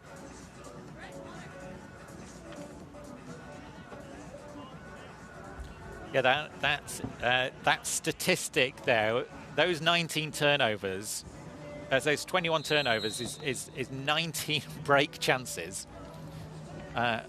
19 break chances between the two teams. And yet only one break. One break. In the entire game. My stats aren't everything. They don't tell you the whole story, but that is a remarkable statistic. In any case, I think what it shows to the other team is that there will be turnovers that will come as a gift and will not have to be necessarily generated by your D-line. And I think many teams in this pool will be glad to hear that. Yeah, both of these teams are showing themselves to be beatable, but who can beat each other? That is the question. Tim Sang, closely marked by Ashley Yeo, centres to Kimura. Or was that to Santos? Big flick going up, plenty of separation in the end zone, chasing it down hard, and it goes up and it comes down, and it's Kimura who brings it under control. A very quick point for Canada. That's what they needed to do. Kimura again proving deadly in the end zone. She doesn't look like she's making too many athletic plays, but she is just incredible in her positioning game. OJ Samare with the big put upfield. A simple catch in the end.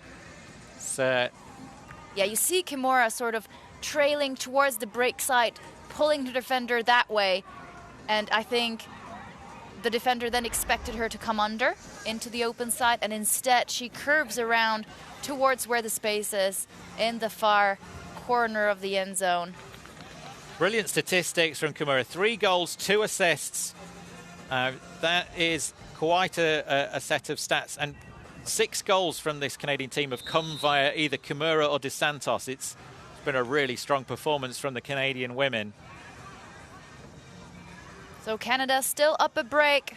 We're nearing the hard cap, which is at 13 points. I wonder if we run out of time. It's 8 of the 11 points have been caught by Canadian women. That's okay, the men can play too. Carla Link for Great Britain. Gets it back to Ford. Big fake from Ford.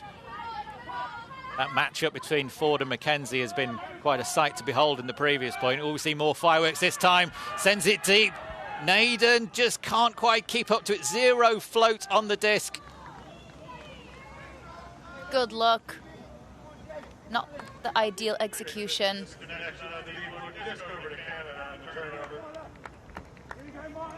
But if Canada brings this one in, they will only be 1 point away from taking the game.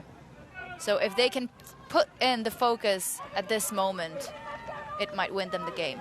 Yeah, I think either way, with the time where it is, I think this is going to be a game to 13.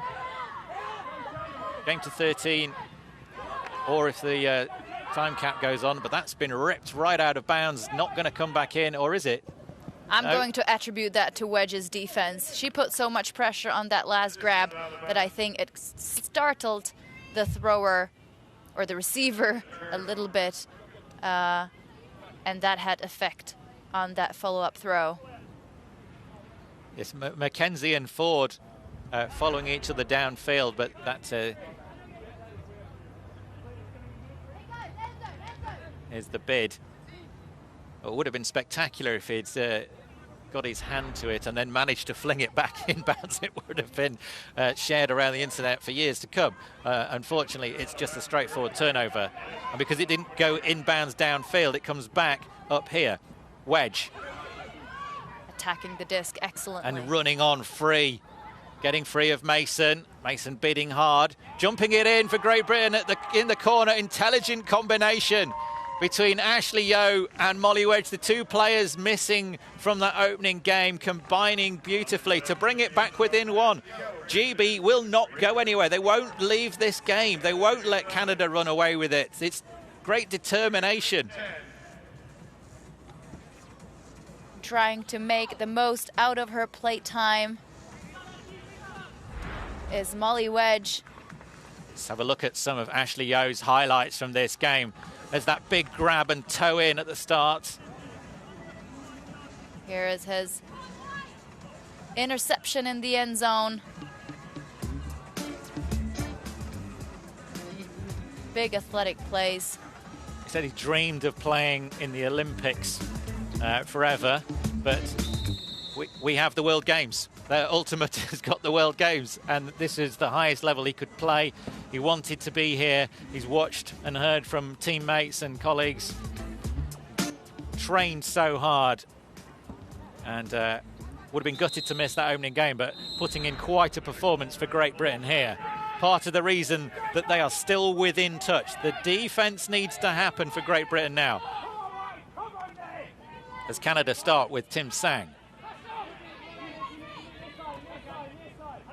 Carroll.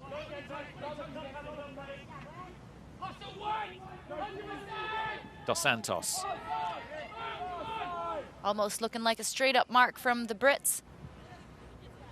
That might be the reason why there is open spaces, open lanes. It's classic old school vertical stack ultimate from both these sides. Certainly Canada here just creating space on the wings, moving it down the line. Kimura looking to send it around. Dos Santos available on the reset in the center of the field. It's being marked by Molly Wedge. Pick call on the field stops the play once more. Canada with a short field to work with. Britain with one of their last chances to make this game even once more. Can they stop Dos Santos? Taps in. Brittany Dos Santos continues the cut. Good switching play from Great Britain. Swings in it down to the far side. Dos Santos trying to cut. Nearly gets a fingertip, but she is elusive. She is electrifying. It's not so much Great Britain, it's Great Brittany. That was a good one, Tom. So, no, Britain cannot contain Brittany. So we saw a little bit better of a job on the defense. They did the switch at the start to prevent the continuation.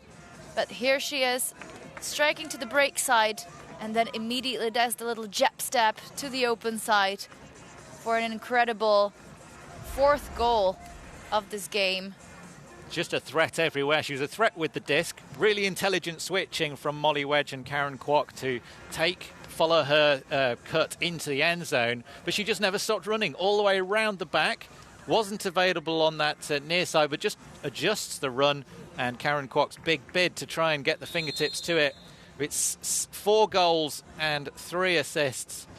Dos Santos not only huge on the field, but also contributes to Ultimate in other ways. She coaches high school Ultimate and tries to recruit kids for her club. Great to see contribution outside of their own playing careers from these world-class elite players.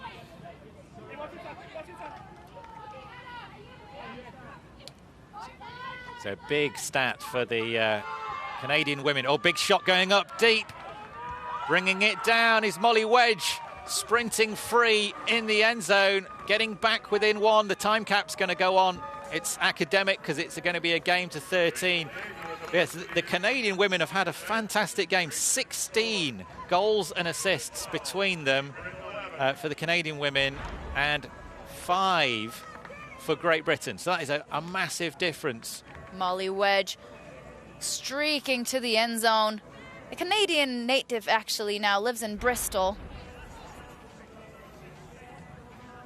Scores this important hold for the Great Britain, but now they find themselves on defense. So far, they haven't been causing too much trouble for the Canadians, but if they want to win this game, they will need to do it not only once, Tom, but twice. Yes, the one thing they've not been able to do all game, which is break the Canadian offense. They now have to do that twice to stay in this game. Canada will be receiving with a chance to take a win in this Pool A, an essential win. And then hope for the best. They'll be facing USA tomorrow. Blue skies before the clouds arrive here in Birmingham. Fantastic pull deep into the end zone. Kimura collects. Great Britain giving themselves the very best chance. Big disc drifting right towards the sideline. Ashley Yo chasing in. Big shot going deep. Ty Barbieri collects for Canada, and they've won it. They knew they had to recover from yesterday's defeat, and they've done everything they've needed to do. They've been gritty, and eventually it's Barbieri in the end zone collecting the Tim Sang disc. Canada have won here at the World Games, defeating Great Britain 13-11. What a game. Very, very happy for Canada. A little bit sad for Britain. They have put up a great fight. I think the fans will appreciate it, but this last possession Just 2 passes away. Nice leading pass into the open side. And then a quick release forehand. Defender has no shot on it. And one more time from the drone perspective. Tim Sang running right to that line.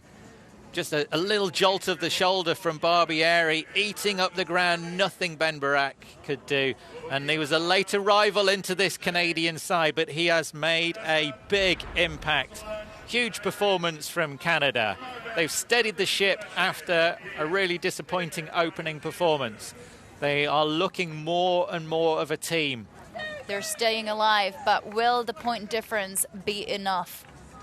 That is the question that is to be solved by the further games that are coming up for the flying disc, for Ultimate Frisbee later on this week. Yes, it's all to play for here at the World Games as we see the highlights from this match. And there has been plenty of them, lots of turnovers, lots of break chances that just went begging. Several unforced errors, but also some good highlight play, catches under pressure, layout grabs, just like this one from Tang. But ultimately, it's Canada that come away victorious in Pool A. From Rachel Toshnerova, myself, Tom Stiles, thanks for watching. Canada 13 and Great Britain 11.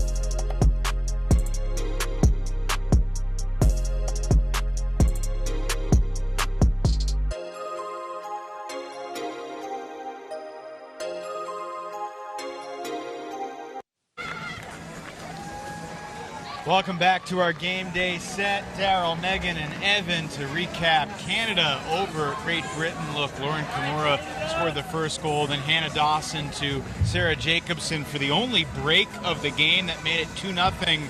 The Canadian women just outclassed their opposition. Of the 26 total goals and assists in the game, the Canadian women accounted for 16 of those 26. That doesn't happen that often in the World Game. They were absolutely the difference in that matchup. And as the game went on, you watched as the Canadian men stepped out of the way and just let them dominate the offense because they realized the mismatch that they had, giving them the space to work the disc down the field almost effortlessly at times. Yeah, I mean, I love the fact that the offense stopped trying to go to the outside edges and break the mark, and they just said we can dump and swing like traditional vert stack. Good for them. Way to find what their superpower was. Daryl, all tournament long, you have been singing the praises of Britt Dos Santos, and she was unstoppable out there. Oh, my goodness. In the end zone, in the as a reset, it was just incredible. I mean, I hope we get to see involved with so many goals that you're going to have to see her in these clips here. Some of the athleticism of the Great Britain men showing early on in this game. But, you know, here comes the attack. Great Britain had, I believe, 4 or 5 chances to break, could never punch it in with their D-line. And, again, the Canadian women were the story of the game. Kimura, Dos Santos, and it was just kind of back and forth, a 1-goal game, a 2-goal game. I mean, literally the entire way after Canada jumped in front 2-0. That was a heck of a snag by Underhill. Gosh. I think you're seeing now, this is 2 games in a row today where, like, 1 break is making the difference. Yeah. Right? Both teams. 1 early break. Extremely early break. Like, oh, you caught us napping, but we'll get it back. The early break in Australia-Japan was the first point. That was the final break of the game. Here it was the second point. Yeah, this is really showing how thin these margins are. If you show up just... Okay, we saw Canada sleepwalking for half yesterday, right? Full half. Now today, they're able to catch Great Britain just early on for 1 point. And it's enough to just hold this game out. And something these highlights don't quite display is how much of a battle this game was, especially in comparison to the the game we had previously. There were a lot more turns in this one, more errant throws, more spectacular Ds, and yet we still found ourselves on serve despite that single break that made the difference. Yeah, Ty Barbieri gets the closing goal there. I also will say that I think Mike McKenzie started to show, not to say that all the men of the Canadian national team stepped aside. He definitely showed that his defensive chops, which he's known for. It was good to see that he established that too. So Canada gets the win. They bounce back from their big loss to Germany yesterday. They improved to 1-1, and now they'll be rooting for Great Britain to help them out and beat Germany, and we'll see what happens the rest of this tournament. 11 turnovers for Canada, 12 for GB, and again, 0 for 4 on break chances for Great Britain. It was interesting because it felt like Ashley Yeo early in this game gave the Brits a much-needed boost. They played with a different pizzazz than yesterday as well, but they just could never break Canada's O-line. Absolutely. I felt like yesterday, we talked about that. We felt like Ashley might have been the difference for Great Britain if he were there. 2, 3, 4 of those goals. I felt like he was that big of a difference maker for them, and I think we saw why. The athleticism downfield, too, not withstanding his throwing ability. Yeah, certainly. I don't know if it would have been the difference between a win and a loss yesterday, but certainly would have added stats to Great Britain's goal line if he had been in yesterday's game. All right, 13-11, Canada wins it over Great Britain. We'll take a quick timeout. We've got Britt Dos Santos standing by from Team Canada to break down their first win here at the 2022 World Games. We're back in a moment.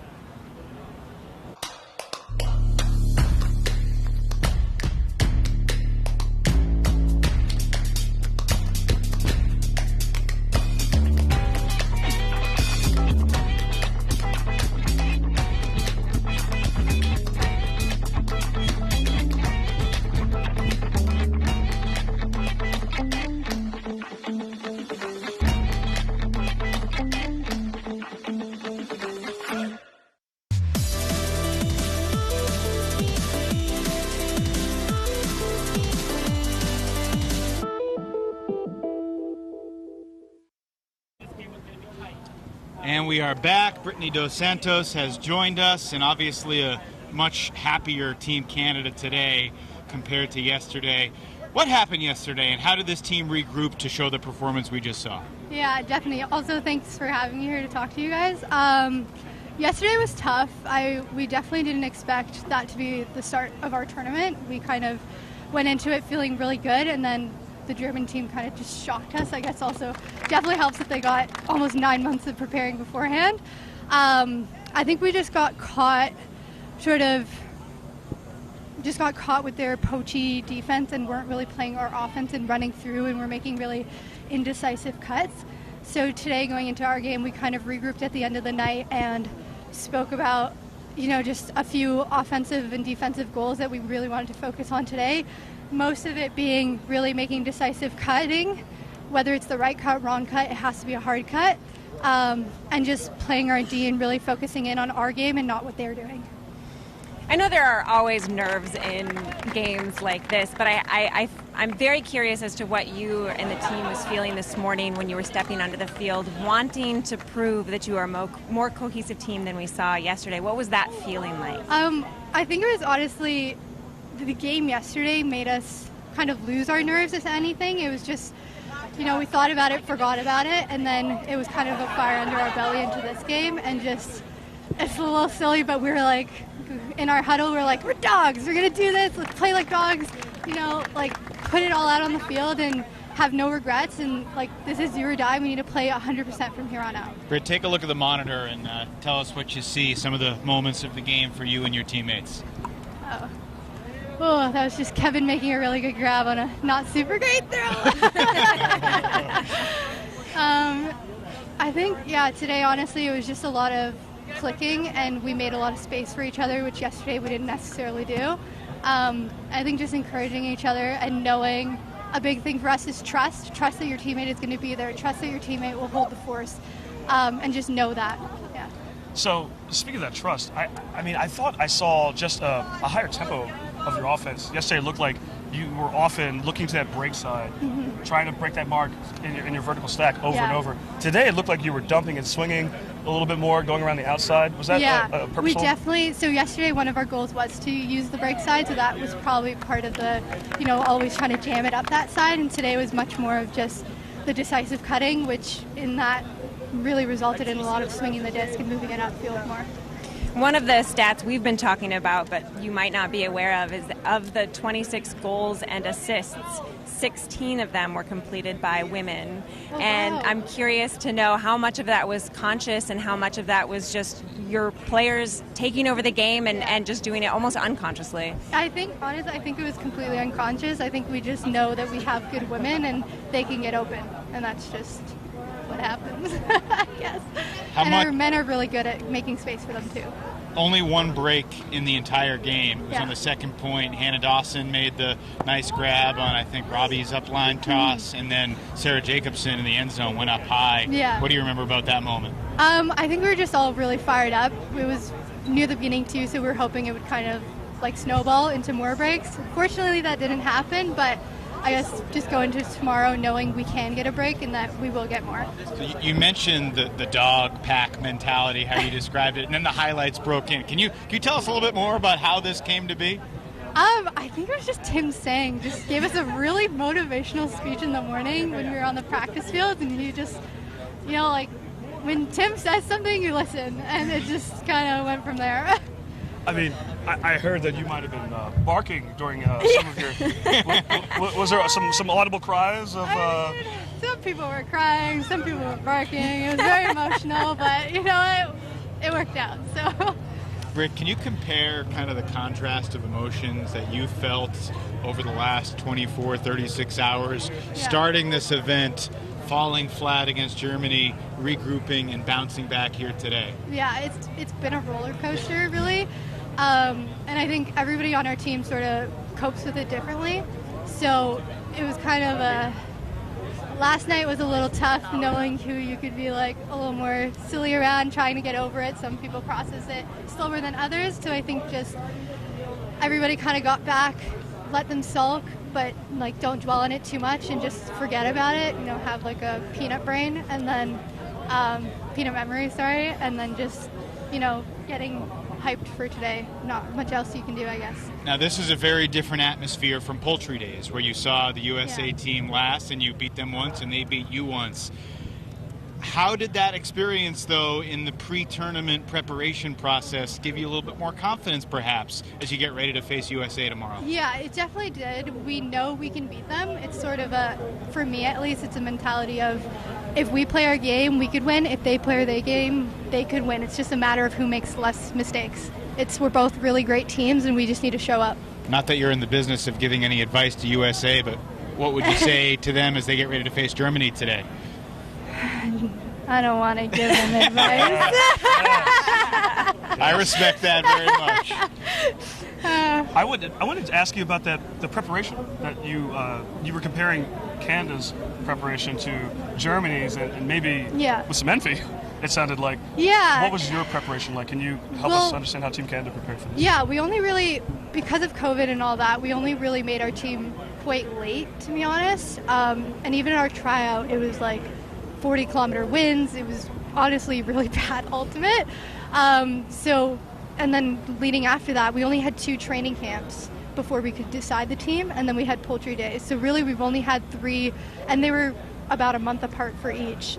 Luckily, on the women's side, a lot of us play on Sixers, so we do have some practice time at like our own practices, but it is hard for gelling and meshing, and a lot of us come from open or women's, so we're not used to mixed.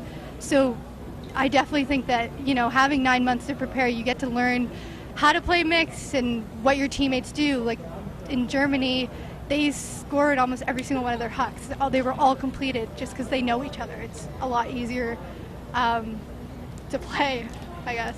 Well, I think I speak for many Ultimate fans around the world when I say it's great to see the Sixers playing again, women from the Sixers, because it's been a long time. I know you guys missed us. We missed you last year, the 2019 was a great season all the way to the finals, but didn't end the way you want with Lauren's injury. So looking forward to seeing how that team blossoms. But more immediately, you guys got USA tomorrow. We'll let you get out of the sun. Congrats on this win today. Thank you so and much. We'll see you tomorrow. Awesome. See you guys That's later. Britt Dos Santos. We'll take one quick timeout, come back with a quick couple-minute wrap-up here as we finish the morning session of day 2 here at the World Games.